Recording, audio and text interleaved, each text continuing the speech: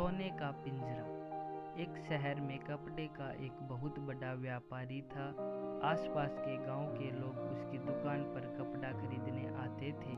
सेठ कभी कभी अपने ग्राहकों को उधार कपड़ा भी देता था, इसलिए आसपास के गांव में सेठ को उगाही करने जाना पड़ता था।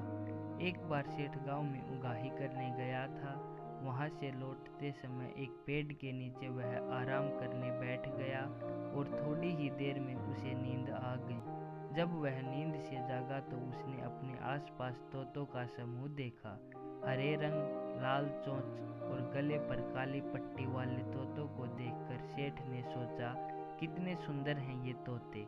एक दो तोतों को साथ ले जाऊं तो परिवार के लोग बहुत खुश होंगे। यह सोचकर सेठ ने अपना गमछा तोतों के झुंड पर फेंका और एक तोता पकड़ लिया। इस तोते को सेठ अपने घर ले गया। सेठ ने घर पहुंचकर तोते के लिए सोने का पिंजरा बनवाया। उसमें तोते के लिए बैठक और एक झूला रखवाया, पानी पीने के लिए कटोरी और खाने के लिए एक छोटी सी तस्तरी भी रखवाई। तोता सोने के पिंजरे में रहने लगा। उसे अमरूद, मिर्च आदि मनपसंद वस्तुएं खाने को दी जाने लगी। घर के बच्चे तथा सेठ तोते से बातें भी करते। तोता थोड़ा थोड़ा बोलना भी सीख गया। तोते के साथ बातें करने में सबको बहुत आनंद आने लगा। दूसरी बार जब सेठ उगाही करने निकला तो उसने तोते से कहा, तोते राम, मैं उगाही करने जा रहा हूँ। लौटते समय मैं तेरे माता पिता व सगे संबंधियों से मिलूंगा। तुझे उनके लिए कोई संदेश भेजना हो तो बता। तोते ने कहा, सेठ जी उन सब से कहना, तोता भूखा नहीं है, तोता प्यासा भी नहीं है, तोता सोने के पिंजरे के अंदर आनंद से रह रहा है। सेठ उगाही कर लौटते समय उसी पेड़ के नीचे आराम करने के लिए रुका। तभी तोतों का एक समूह उस पर टूट पड़ा। वे उसे चोंच से मारने लगे। उनमें से एक तोते ने सेठ से पूछा, सेठ जी हमारा तोता क्या कर रहा है? सेठ ने उन्हें शांत करते हुए कहा, तोता भूखा नहीं है, तोता प्यासा नहीं है, तोता सोने के पिंजरे के अंदर आनंद कर रहा है। यह सुनकर सभी तोते बिना कुछ बोले जमीन पर मुर्दों की तरह लुढ़क गए।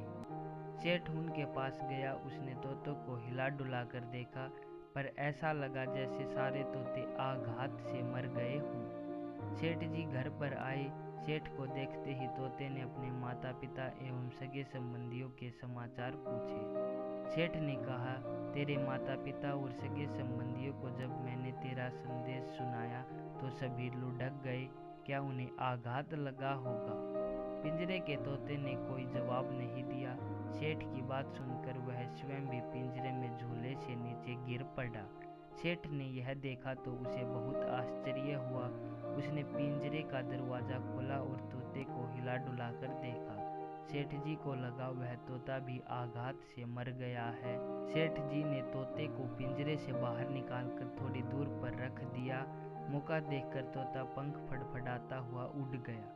जाते जाते उसने कहा, सेठ जी मैं आपका आभारी हूँ। मुझे अपने माता पिता का संदेश मिल गया है।